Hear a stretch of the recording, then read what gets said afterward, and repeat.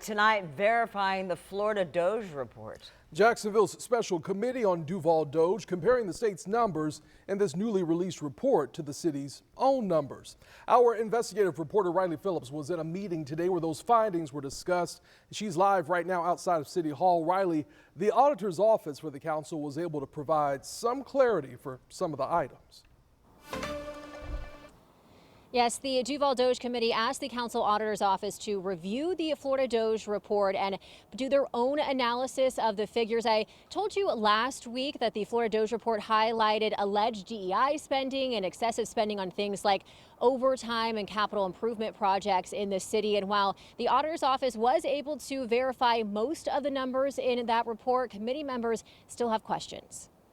Reduce it during the 25-26 budget. The special committee on Duval DOGE going line by line through the Florida DOGE report. The council auditor's office found that while some of the concepts in the state report were correct, like that the city has seen an increase in personnel costs over the last few years, it didn't appear the state took into account things like collective bargaining contingencies when making some of their calculations. However, the auditor's office was not able to verify how the state came up with $500,000 in overtime spending in their report, but they did verify the hundreds of hours of overtime for Parks and Rec, Public Works, and parking staff. Chair of the Duval DOGE committee, Ron Salem, says this is something City Council will need to address. The budget process is one way that we can get into number of vacant positions, how do we avoid overtime, and if it's really excessive, obviously the Inspector General can take a look at it. But one of the biggest topics in the Florida DOGE report was the allegations of spending on diversity, equity, and inclusion. The council auditor's office clarified that the city gives the Cultural Council a lump sum of money and has no say in where the money goes after that. The report claims the Cathedral Arts Project was awarded a $480,000 grant from the city's Cultural Council, and that money was used to fund a program the Florida DOGE team claims promotes DEI. Representatives with the Cathedral Arts Project responded in a letter to the committee confirming the grant was not used for that program and instead used for salaries. The Jacksonville Symphony was also named in the Florida DOGE report for DEI claims and receiving $538,000 from the Cultural Council. In a letter to the committee, representatives for the Symphony said the money was used to pay musician salaries. Committee members discussed possibly having more oversight over where the Cultural Council is giving grants.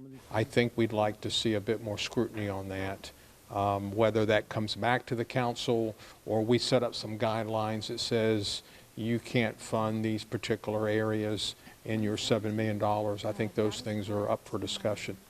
There was from 16-17.